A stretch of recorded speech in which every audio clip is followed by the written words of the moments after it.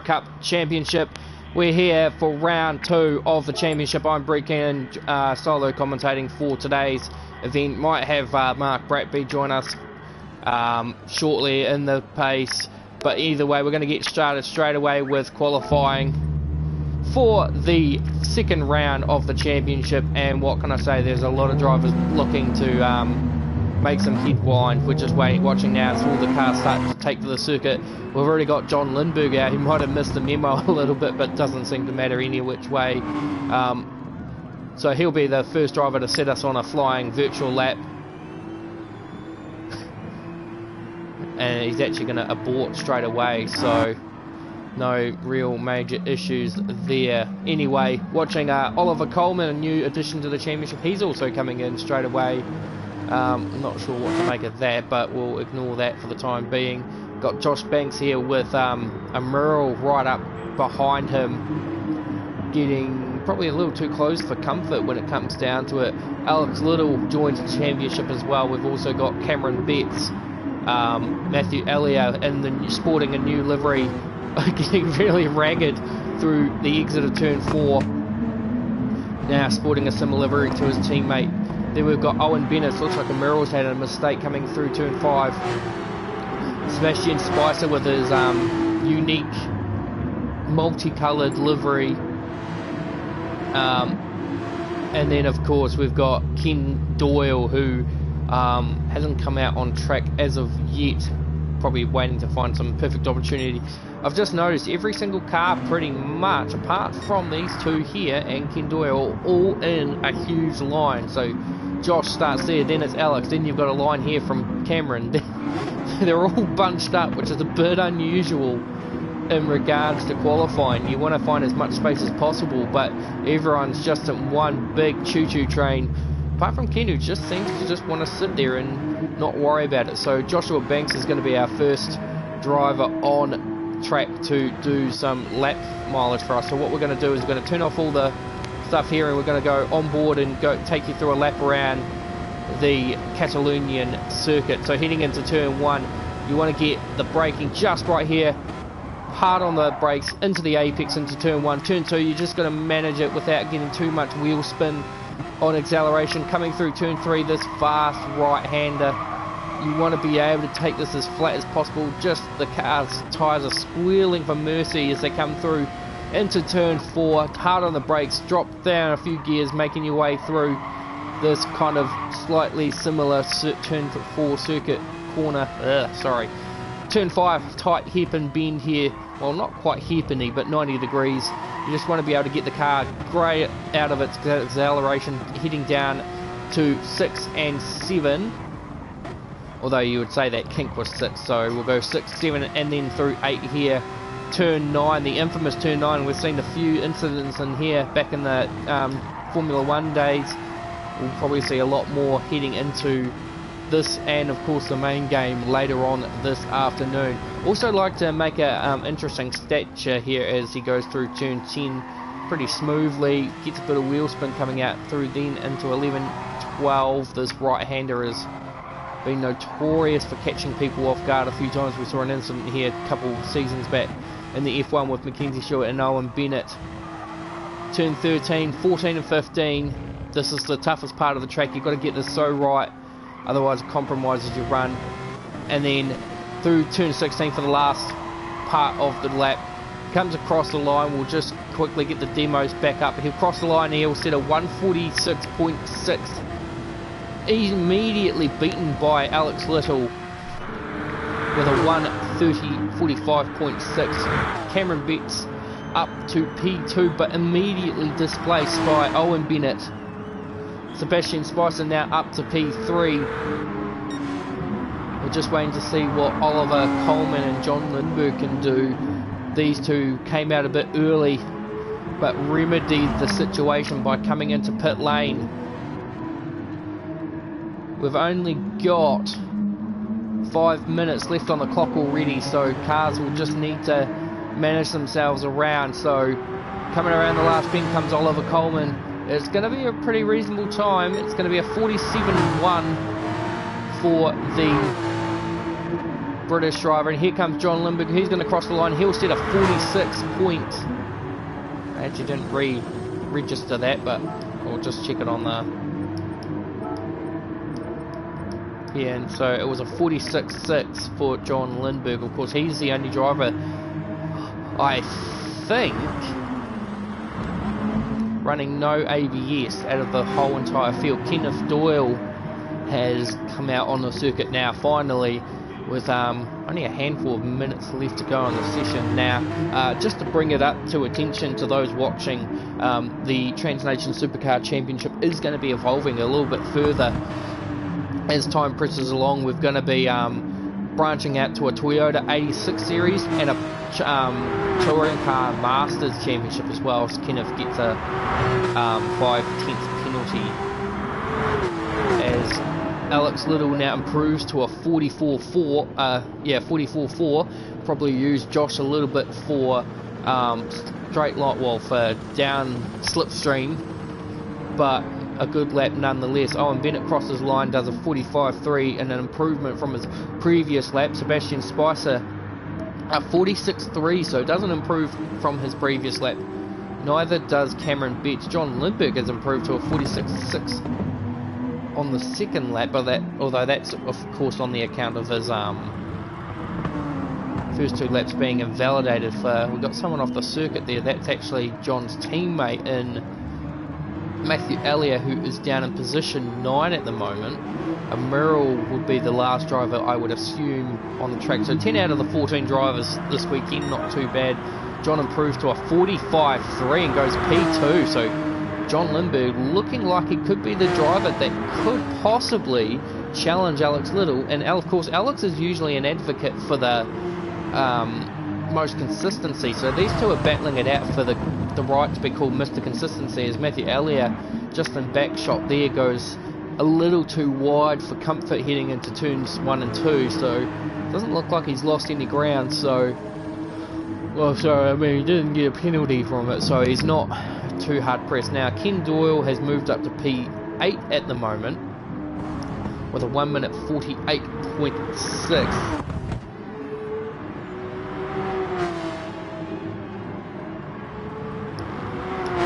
Still got the penalty going through. So Merrill's only managed to set a 52.1, and that's an improvement on his previous lap, so that's pretty out there. So we're just waiting to see, as I think, why does it say pit on lap 4? I wonder, oh, that could possibly mean a personal best.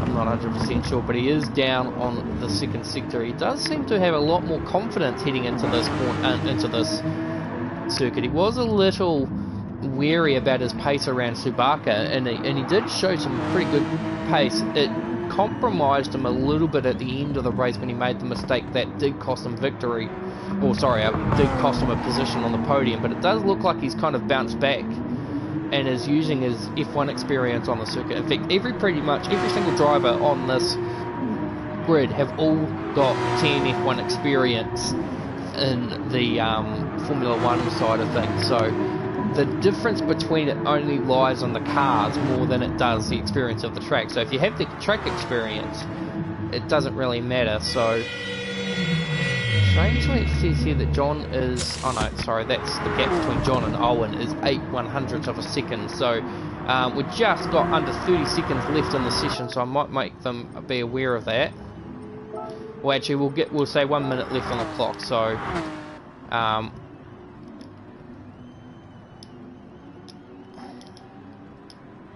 we'll just give them the understanding that they've got a bit of time.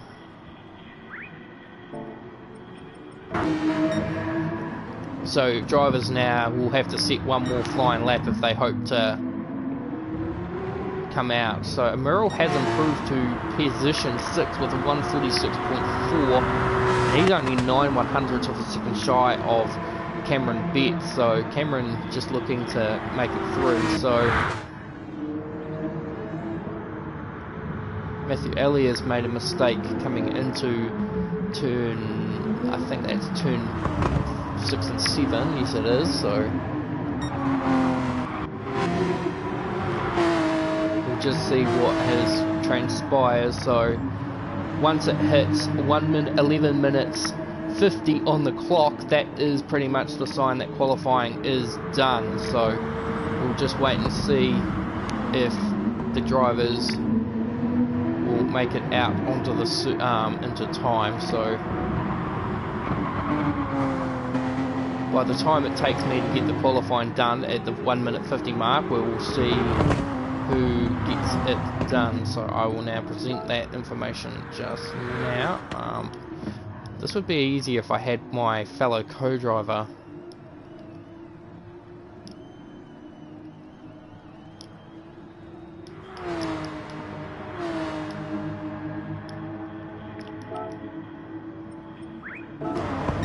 Right, so qualifying now is over, so the drivers that have not crossed the line before that timer went is now pretty much done with qualifying. So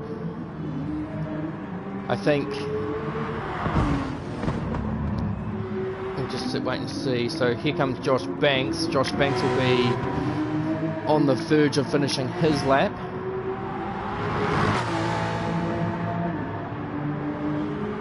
And he has done no improvement for Joshua Banks. Cameron Betts, I think, was the next one. He's crossed the line. He's improved to a 45.7. Just want to see who's next. Could be, well, Matthew Elliott's pulled out. Kenneth Doyle and Oliver. Alex improved to a 44.3.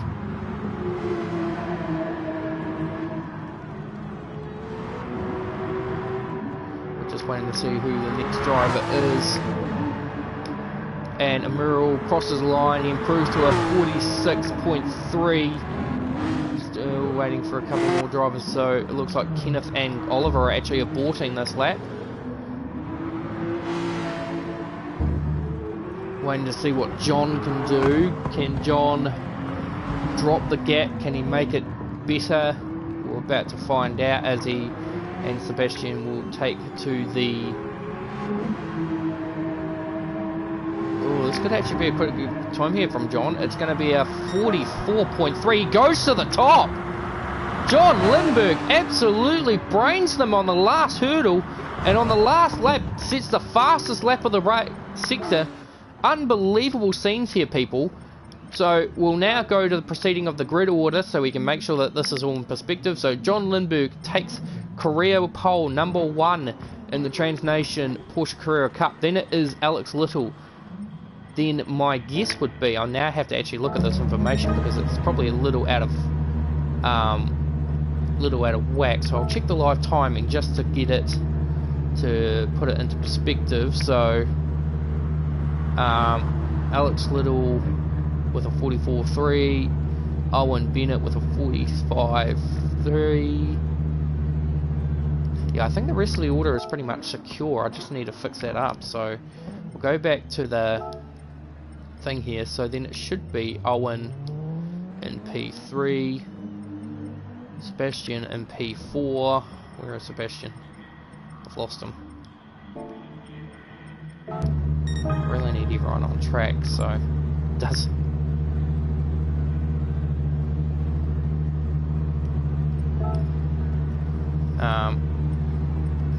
Oh no, it's all in perspective now. Here we go. So Merrill P5, Oliver P6, Ken, Josh at the back. That doesn't seem right. No, that's all wrong. There are two.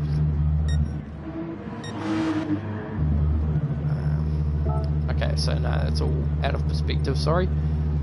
Well, from here it is, but then Merrill, then it's saying.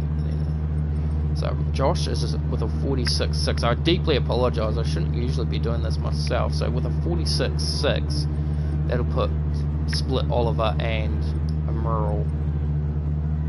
Okay, so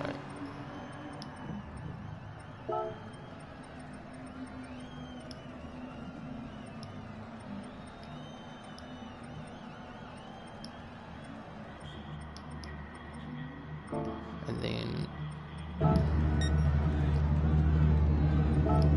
just got to look at the time between 38.3.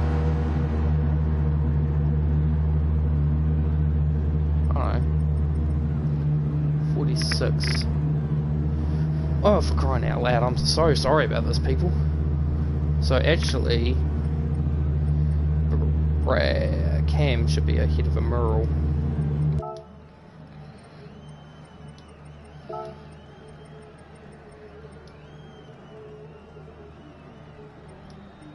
And then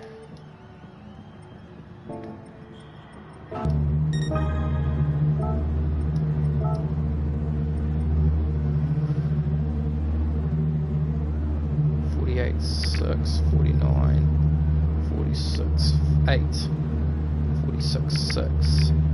Yep. Okay, we're all good to go now. Right, terribly sorry about that, people. So we're finally now ready to go here for the Transnation Porsche Carrera Cup Championship. I probably may have got this wrong. I don't know. It would usually help if I had a co-commentator to be able to help me out there. So either which way, we're now about to get started. And what a sight it is for TKA Media, or for TKA Motorsport. Proud moment for the team to score its first pole in the championship, and 10 cars ready to take the grid. I know someone's about to comment on that and tell me off for taking so damn long, but here we go. It's John Lindberg versus Alex Little on the grid. The lights are going out. It's lights out, and away we go for the Porsche Carrera Cup. It's Catalunya. It's been a pretty tardy start there by Alex Little. In fact, Sebastian Spicer's probably had the best start out of the the whole field. In fact, he's probably going to challenge John Lindberg at turn 1 here. Heading into turn 1, everyone's going to go on the brakes. Merle gets very deep under the brakes. It's Sebastian Spicer who throws himself into the lead of the race. Merle trying to push the issue on John Lindberg. In fact, he's done it. Alex Little's going to try and push the issue with John as well. So the pole sitter has gone completely backwards. In fact, he goes completely offline, and he's going to lose more positions here as Owen and... Oh, there's contact there between Josh and John. As Owen capitalises on this, John's going to probably lose another spot here to Oliver, who's had a pretty decent start from position. Well, actually, he started second, so he hasn't made much ground. There's a bit of contact back there again, as John's just getting absolutely butchered. Someone's gone off in the background. Cameron Betts not having the race he would like it from position 6 on the grid. Ken Doyle just staying out of trouble. Matthew Elliott's made up some ground from the start, but what a start there it was from Sebastian Spicer. And Merle now right on the back of the Opti, well, I'm thinking it's Optico. You can hardly see the Infinity Porsche of Sebastian Spicer. Alex Little right up the back of his current supercar teammate in Merle. So a lot of these drivers are all teammates or team players in the Transnation Supercar Championship as well. Keep in mind in that.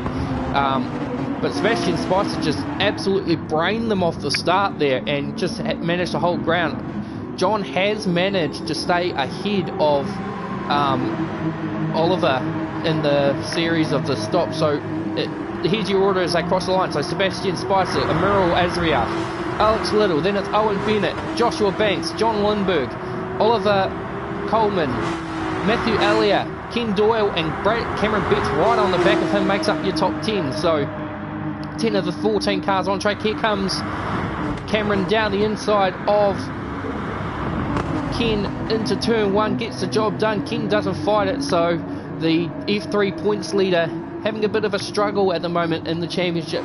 First time out in the Transnation Transnation Porsche Carrera Cup. And Merle has just made a huge mistake, and that's allowed Alex Little through. So now Sebastian will have a bit of a case to deal with Alex Little hot on his collar. But Sebastian's a cool, calm, collected player, and he knows what he's doing when it counts. So Josh Banks, despite his pretty adverse qualifying, has managed to stay with his bunch in P5. Owen goes a little too ragged through turn 7. The top 5 have kind of split away from the rest of the field. John's just probably trying to get his feet back, trying to figure out what happened to his start, but it seems to me that everything seems to be back in perspective. He has actually just punched out the fastest second sector, but I would imagine that every other driver's probably done that as well. So it's fair to say,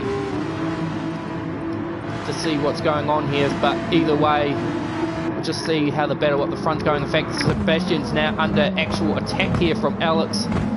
Probably didn't need to be so assertive on the chicane because he knew Alex wouldn't need to make a move here, but all this has done is set Alex up for a move. He's going to have a look. Josh actually does the fastest lap of the race as they come through the line. So here we go, Alex Little down the inside. Sebastian's trying to squeeze him as much as humanly possible. They're going to go down into brakes. Alex just sides his way through, and Josh at the same time has also managed to side his way past Emerald during all this. Owen still holding back now. Something's happened to...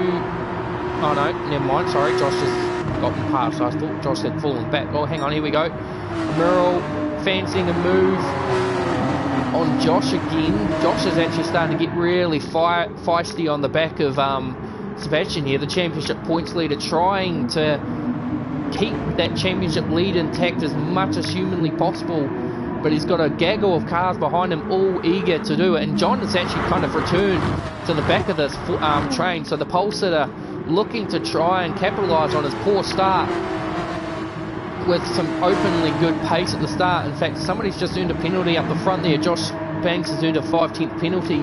Alex just starting to stretch his legs a little bit on the rest of the field as Sebastian tries to keep Josh at bay, but Josh also trying to keep Emerald at bay. There's a bit of contact there as Emerald probably tried to seize the opportunity of Josh maybe ghosting while he's trying to drop a penalty, but he won't. Josh won't be on. Looks like Owen's just made a mistake there coming through turn 12, so we've got a yellow sector. Someone's gone off in the background or somewhere. Up Emerald. So Emerald's made a mistake somewhere, and that's undone a lot of hard work he's done to get all the way up the front. So Emerald just struggling to keep the momentum going. Matthew Elliott could seize the opportunity to grab some more points with P9 at the moment. We've got a battle here as Cameron now down the inside of Oliver heading into turn 1. Are they gonna... No, Oliver does force the issue a little bit and keeps going, but Brad has a slightly better run heading out of the second turn, which should set him up for a move here. What's going on up the front? Nothing, but Alex has got a 5/10 penalty that he could at the moment be inclined to drop if he wanted to, because now something's happened here. Oh no, that's as a result of Merrill's mistake, but John right now on the back of Owen as a result of all this. These two have kind of lost ground to the battling 3. Alex still holding on to that 5/10 penalty, but still pulling out a gap, so he could almost right now be in a position here where he could just drop it and then be done with it, but at the moment he's just looking like he's not too phased by it. He does do the fastest second sector of the race at the moment, so he is starting to show a bit of his pace at the moment. We're just waiting to see what the battling between these two come at. Don't forget there is a compulsory pit window which opens right about, well, it pretty much is open right from the word go. This battle here is quite invigorating between Cameron and Oliver. Different categories in the F1, so don't get to race each other very much, but both seem to be very respectful of each other's space now. Matthew Elliott, oh no, Ken Doyle's just having a really cruisy race. He knows he's in for some points anyway, so he's just looking to just consolidate. Alex has done the fastest lap of the race and extended his gap out to 3 seconds, but he still does have 2/10 penalty that's looming over his head. But it looks like that the battling duo of Sebastian and Josh at the moment is just kind of starting to spread out as well, while the rest of the field, as Sebastian does the fastest first sector of the race. We'll just have a look and see what everyone's management's like. So Alex, with everything in play, is actually saving fuel at the same time. If you look at the differences, I'll just flip between it just to show you.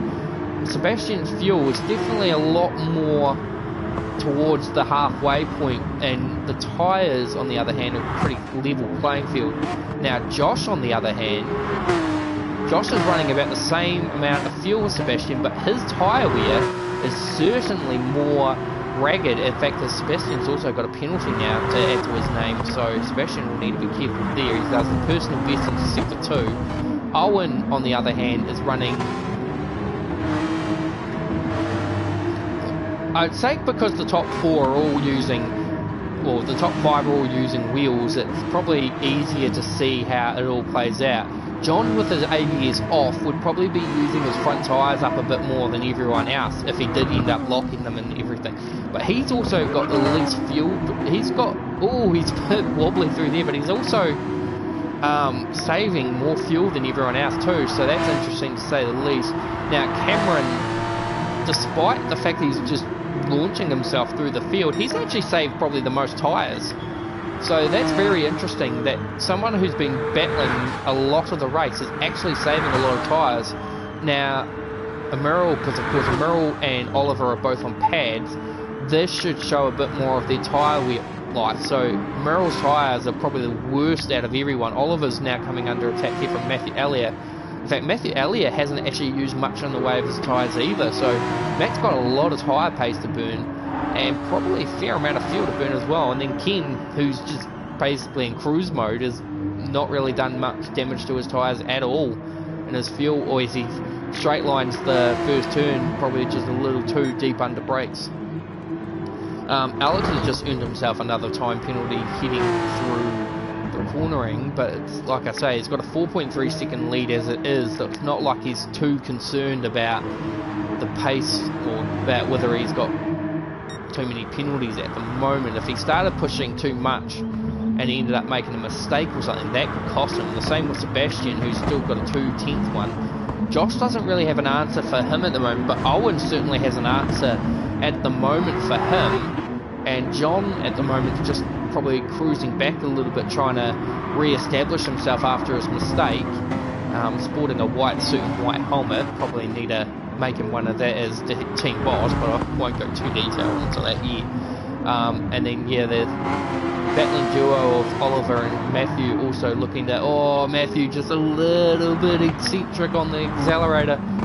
The sporting, of course, Matthew sporting a Vodafone livery, much like his teammate John Lindbergh, so the TK Media team now with a pole position to their name, not so much at the moment looking to score a first win, but we've got 2 drivers in now, so Cameron Betts and John Lindbergh are both in from positions 5 or 4 and 5, 5 and 6, so it's a bit interesting to see these guys in relatively early. I would have thought with a one-stop strategy pretty much on the cards, you wouldn't really push the idea of too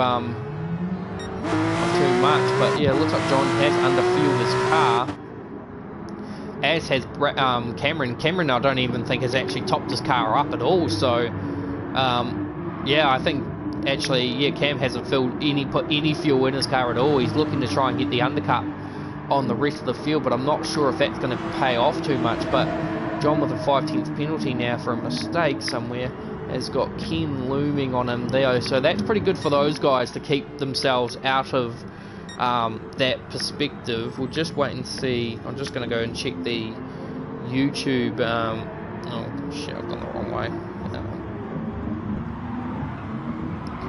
That's not YouTube. Anyway, it hasn't been a good commentary today because, like I say, I am one person down, so it is pretty challenging to manage this as it is.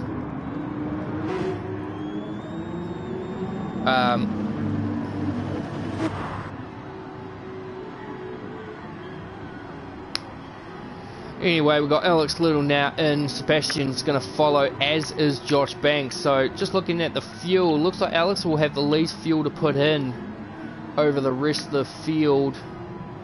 Merrill's coming in. He's got a 17th penalty on his head.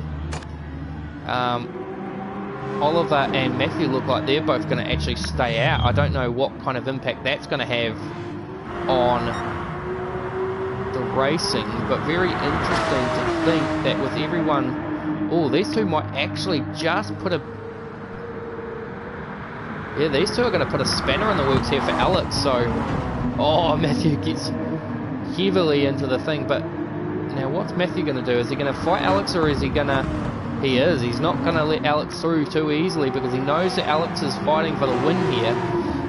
And he's basically fighting for his own position, so we'll just wait and see what Alex does. Is he going to commit? He is, but he won't push the issue there. Now, Owen has actually managed to jump these guys as well, and that's probably on the account of the amount of fuel they've put in. So yeah, Sebastian's filled up quite a bit. Josh has filled up quite immensely, and that's actually brought John into the battle.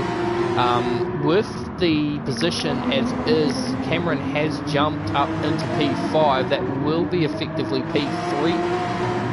Yeah, P2 at the moment. Yeah, P3, as opposed to the pit stop jumbling, because Matthew and Oliver have not come in for a stop yet.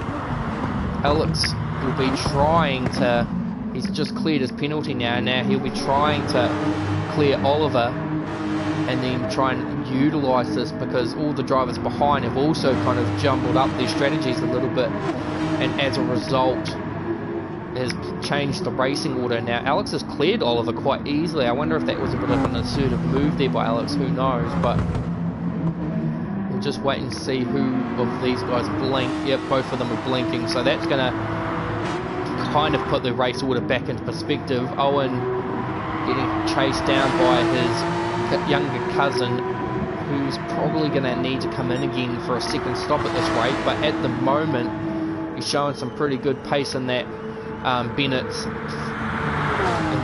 Porsche as he goes down the inside of his teammate and cousin. Is the job done? No, Owen does try to force the issue a little bit. They go side by side into one, a little bit off two, but it looks like Cameron has yielded from that. Sebastian looking to try and capitalise on that. John has just cleared Josh in the wake of things, so John, with his different strategy of underfueling his car, is paying off. He actually has just done the fastest first sector of the race in doing so, so he's looking to try with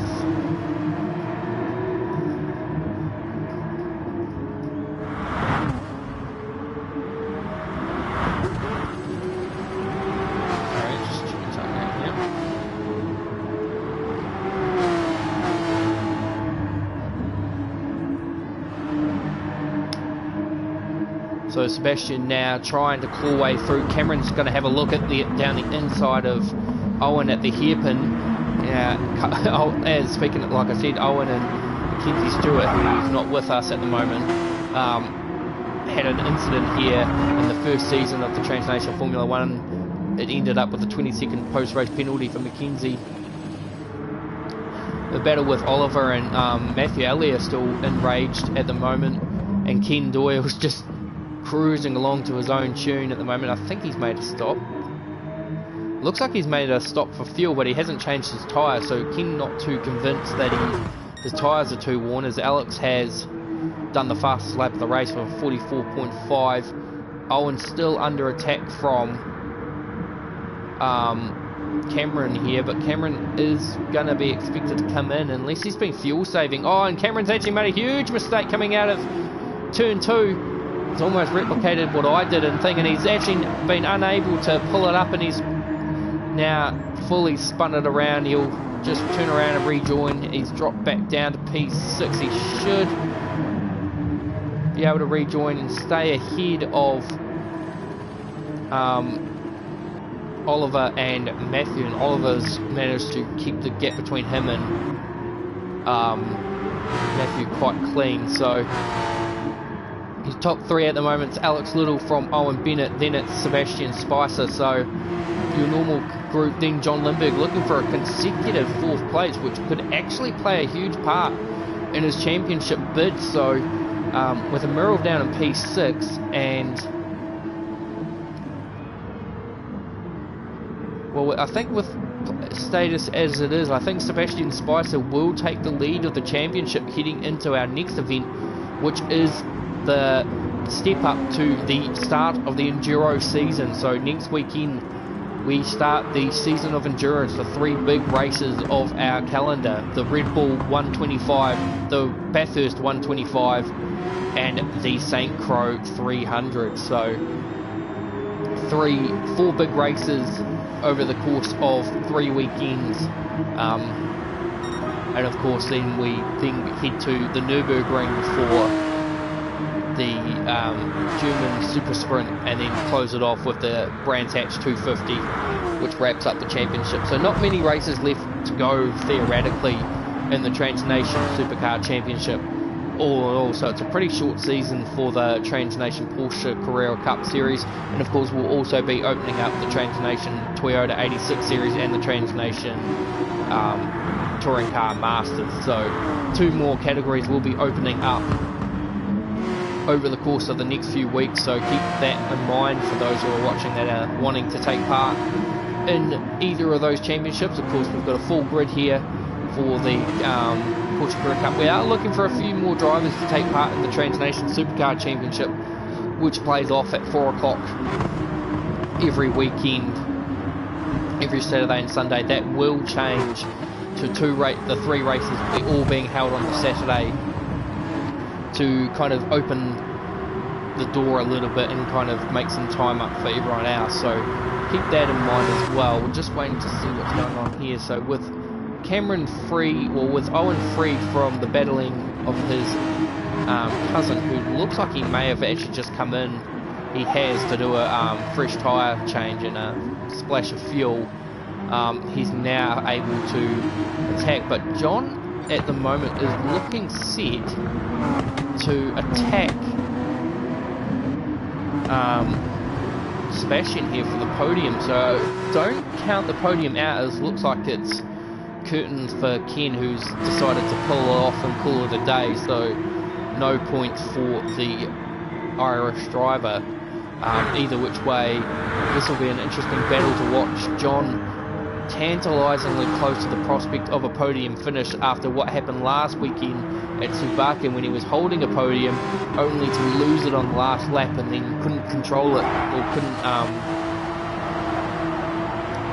wasn't able to claw it back, despite Merrill making a mistake on the last corner to almost set the door back up. But John's doing pretty good lap times at the moment. His personal best at the moment is a 45 flat, which is only really 9/10 of a second slower than his than the race leaders at the moment. So we're looking pretty good for John to really mount an attack on Sebastian. The question lies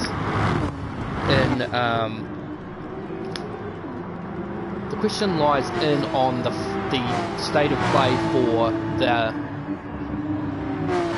the last of the podium. Maybe even P2 could be possibly under attack here. All that's needed is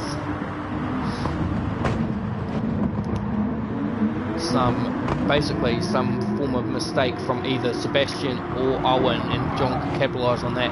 Alex with a 5.2 second lead up front, doesn't need to push too hard, so could likely back off if he needed to avoid getting targeted for a mistake, and then could throw away the race win. But for these guys here, there's not really much room for error. Josh has kind of dropped back a little bit. I think he might have considered the idea that he might not have the pace to catch these guys. Could probably bounce back on anyone making a mistake or a penalty. Merrill still with that 17th penalty, not really doing much for it there. Matthew Elliott's got a 3/10 penalty as well. He's not too threatened by that. He's actually just about nearly dropped it himself, actually. So he's just done it there. So he's clean now. And then Cameron Betts looks like he might have just dropped a penalty as well, and he's just going to loom back and try and go for a 10th place finish, or 9th place. But here we go. So this battle now, with only 2 laps left to go, raging on between John and Sebastian. John's got a little less fuel, but probably should make it to the end based on the numbers. The tyre strategy, however, seems a bit unusual, because John's tyres are a little bit more worn than Sebastian's, and of course that's only because John did try to do the undercut to make up the ground he lost from pole position and then just going nowhere at the start. So it's another race. It's actually the 2nd race in a row where John hasn't been able to really convert his good qualifying into a good race result, but I'm sure over time he will gradually improve that craft and hopefully get the race when he needs to help revitalise himself and, of course, TK Media. Having a pretty abolished race at the Bahrain Grand Prix last weekend in the Trans-Nation Formula 1's first season opener. His championship rival Daniel Vale finishing P2 behind engines to go, and there's a mistake there by Sebastian. I wonder if that's going to incur a penalty there. Not yet, but it looks like that the top three, or the top two, or from second to third and now fourth are now bunching up. In fact, the gap between them to the leaders have also dropped as well to 3.3 seconds, and that might also come down to what I said about Alex backing off. And here comes Sebastian down the inside of Owen into turn one, doesn't get the job done. This could possibly set John up for a move here. Owen's pretty sluggish out of turn two. In fact, Sebastian's looking to try and make a move. John's going to try and go around the outside of Sebastian at turn three. This might not work. In fact, if anything, this might give him a penalty if he's not too careful. He's going to keep trying to go around the outside at turn four. In fact, he's got it done. He's actually managed to pull off the outside move from turn three all the way through. Is Sebastian going to fire it down the inside? Whoa, John locks up, heading into five, but manages to hold the position. Now, Josh would have been hoping that this would have incurred a little bit longer, but it looks like he hasn't been able to capitalise on it.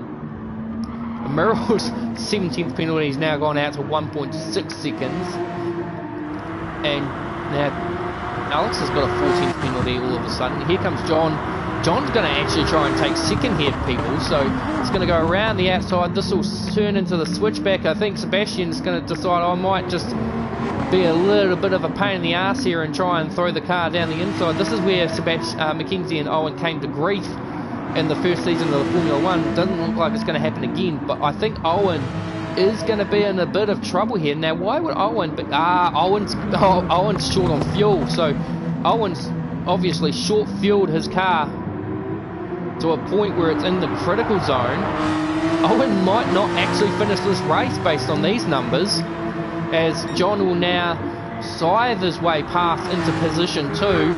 Owen's going to try and force the issue to try and stay in touch with this. He might try and do a late dive on the inside to stay into P2, but it looks like he can't do it. Sebastian's going to try and go around the outside at one.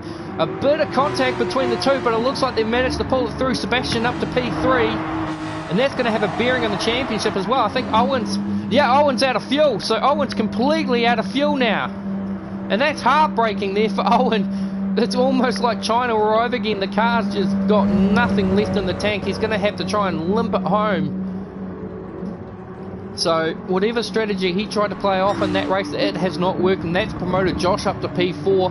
And the battle between for P2 is not quite resolved yet, because John could still very much lose the second place to Sebastian if he's not too careful. The gap between... Well, the gap's not really diminishing between them and Alex, but Alex has just definitely backed off. So it does go without say that Alex Little just played a masterclass strategy today and has been able to just really get the power down, get past Sebastian when it counted. Didn't really lose too much cool when he was stuck behind behind Matthew and Oliver, and it's going to pay off. So Alex Little, who's been considered pretty much the benchmark of the GT Sports game franchise in the Trans Nation Championship, is going to round the last turn. And is this a foreshadowing of the supercars? Alex Little will take round two of the Trans Nation Porsche Carera Cup Championship with win, and John Lindberg will make his first podium appearance in the series, and Sebastian Spicer will make it a second podium appearance of the weekend, or of the season, and Josh Banks will rack up the top four. We'll just wait for the rest of the drivers to claw their way through before we get a chat with the top three drivers. Merrill brings it home for P3 after a pretty challenging drive. Oliver Coleman, he should be pretty happy with this result. Probably thought he could be up there a bit more, but a P6 finish for his efforts. Well done to Oliver as he throws the car into a huge spin. Cameron Betts will be the next driver, challenging so much for the next position, but I think his strategy didn't play out.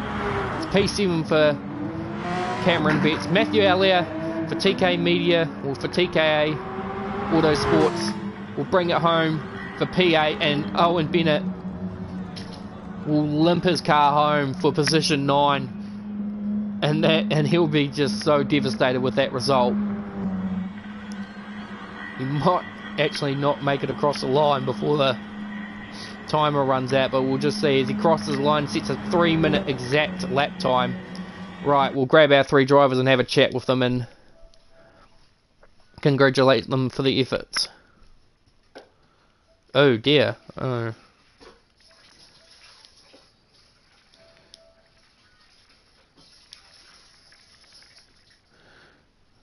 Oh well, apparently PlayStation Network is down, so I don't think I will be able to chat to our top 3 drivers based on that information. So without further ado, that's all the time we have for the Transnation Formula Porsche Carrera Cup Championship. Brett Keenan here signing out from the Catalunian circuit, and we'll see you again at the Red Bull Ring for the Red Bull Ring 125.